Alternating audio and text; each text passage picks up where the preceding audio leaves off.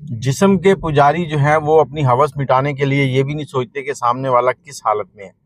एक गाँव की लड़की जो कि ज़हनी तौर पर मेंटल थी और उसे कोई पता नहीं था कौन है, कौन नहीं, मतलब दुनियादारी का उसे इल्म ही नहीं था। उसे 2 बार प्रेग्नेंट कर दिया गया। अब इसके पीछे किसका हाथ था वो सारी तफ़सील आपको बताते हैं और अपनी राय ज़रूर दीजिएगा। अस्सलाम वालेकुम, कैसे हैं आप लोग? मैं हूं आपके साथ अदनान और आज जो स्टोरी है ये एक गाँव की है। एक ऐसी लड़की की जिसका ज़हनी तवाज़ुन ख़राब था। पैदा हुई, चंद महीने गुज़रे तो वालिदैन को पता चला कि ये तो हमें पहचानती नहीं है।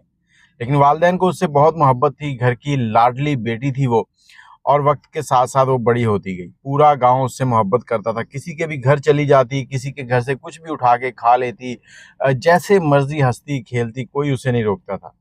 अब वो जब जवान हुई तो खूबसूरत भी थी और उसमें एक ऐसी आदत थी जो बड़ी परेशान-कुन थी और वो ये आदत थी कि उसे जब भी कोई हाजत होती, वो जहाँ खड़ी होती वहीं पर साइड में होके वो करना शुरू कर देती।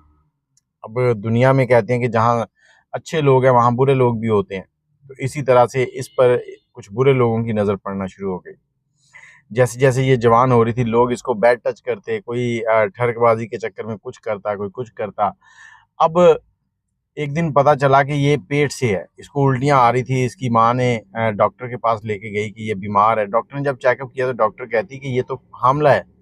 अब घर वाले बड़े परेशान कि ये किसने कर दिया? हमारी फूलों जैसी बच्ची जिसको दुनियादारी की समझ नहीं है, इसको भी किसी ने अपने ज़ुल्म का निशाना बना दिया।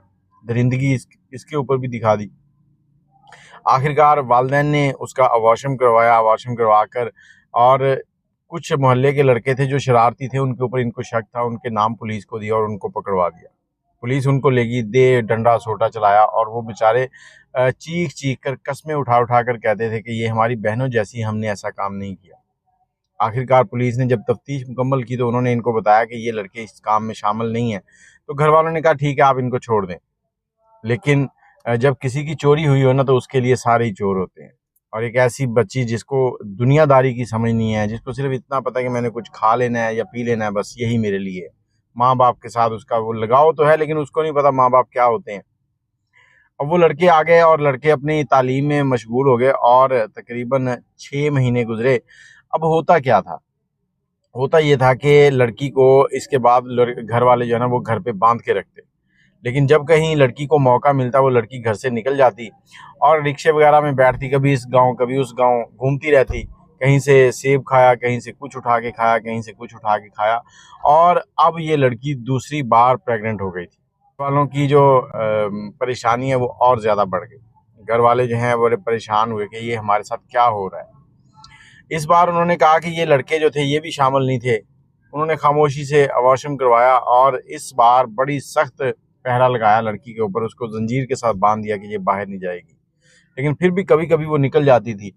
अब लड़की जो थी वो घर में बांधी हुई चीखती थी और दूसरी तरफ वो लड़के जिनको इन्होंने गिरफ्तार करवाया था, वो इनके घर आते हैं और इनको कहते हैं कि देखें 2 बार ये मामला हो चुका है और ये लड़की जो है ये हमारी बहनों जैसी है, हम इसके बारे में बुरा नहीं सोच सकते। आप लोगों को शक था, हम उस पे शर्मिंदा हैं अगर आपको हमारी किसी वजह से शक पड़ा था, लेकिन हमने ये नहीं किया था। लेकिन आज हम चाहते हैं कि इसको आप छोड़ दें। इसकी जो ज़ंजीरें आपने बाँध रखी हैं इसको खुला छोड़ें। और दूसरी तरफ लड़की जो थी इसको सिगरेट की लत लग चुकी थी, नशे की लत लग चुकी थी। घर वालों ने जैसे ही उसको खुला छोड़ा वो तीनों लड़के उसका पीछा कर रहे थे। अब पीछा करते-करते देखा कि वो अड्डे पे गई है, एक रिक्शे में बैठी है। अब रिक्शे के अंदर कोई सवारियाँ नहीं हैं। रिक्शे वाला अकेला है, रिक्शे वाले ने रिक्शा स्टार्ट किया और आगे चल पड़ा। अब रिक्शे वाले तक पहुँचने से पहले-पहले जिस-जिस के पास से भी वो गुज़री है, हर बंदे ने उसके ऊपर ठड़कबाज़ी की। किसी ने उसको कहीं हाथ लगाया, किसी ने उसको कहीं हाथ लगाया और वो मासूम सी गुड़िया शर्माती, हिलती-हुलती इधर-उधर आगे बढ़ रही थी। अब रिक्शे वाले ने रिक्शा स्टार्ट किया तो लड़कों को शक पड़ा कि अब सवारियाँ भी नहीं हैं और ये रिक्शा क्यों स्टार्ट हो गया। रिक्शा चलना शुरू हो गया, लड़के जो हैं उसका पीछा करने लगे। अब उसको आइडिया ही नहीं था रिक्शे वाले को कि मैं इसका कोई पीछा भी कर रहा होगा। रिक्शे वाला उसको दूसरे गाँव ले गया एक आइसक्रीम की दुकान पर। जैसे ही वो आइसक्रीम की दुकान पर पहुँचा तो उसको हाथ से पकड़ते हुए घसीटते हुए अंदर लेके जा रहा था। तो लड़के उसके पीछे पहुँचे, लड़कों ने लड़की को छुड़वाया और उस लड़के को पकड़ा और अपनी बाइक पे बिठाकर जंगल में ले आए। वहाँ लाकर उसकी खूब दुर्गत बनाई, इतनी कि इनको गुस्सा ही इतना था कि उसके काम की वजह से। अब रिक्शे वाला मान गया कि हाँ मेरी वजह से ये हुआ, लेकिन मैं इस काम में अकेला नहीं हूँ।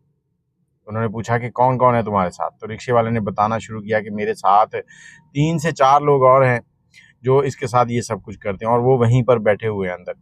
अगर उनको पता चल जाता कि तुम लोगों ने मुझे पकड़ा तो तुम लोगों की खैर नहीं थी।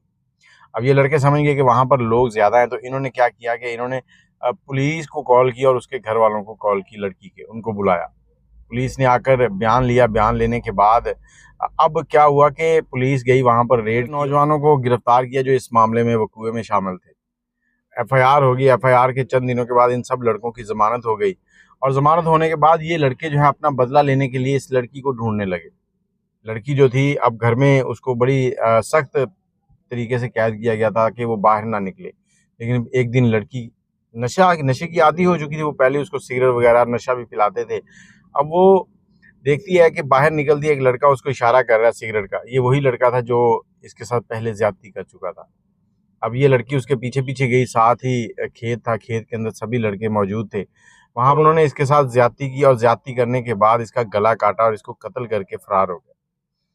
उसके बाद इन लड़कों का कुछ पता नहीं चला, क्योंकि इस केस का कोई सुराग नहीं मिल सका सही तरीके से। पुलिस ने एक नॉर्मल सी कार्रवाई की, और कार्रवाई करने के बाद इस केस को क्लोज कर दिया, और उस लड़की को आज तक इंसाफ नहीं मिल सका। कहते हैं कि दुनिया मुकाफात अमल है। अगर उन लड़कों ने इसके साथ ज्यादती की है तो क्या उनको इसकी सजा मिलेगी इस दुनिया में? बाकी कहानी इसलिए सुनाई है कि जब भी आपके सामने कोई इस तरह का आप नॉर्मल बच्चा आए तो उसका ख्याल किया करें। ये नहीं कि आप उसके साथ ज्यादती करें, आप उसके साथ अपने चस्के पूरे करें। वो तो अल्लाह की तरफ से एक दुनिया के ऊपर ऐसा इंसान आया हुआ है जिसको दुनियादारी की फिक्र ही नहीं है, और आप लोग उसके साथ ऐसे अमल करके क्या करना, क्या दिखाना चाहते हैं?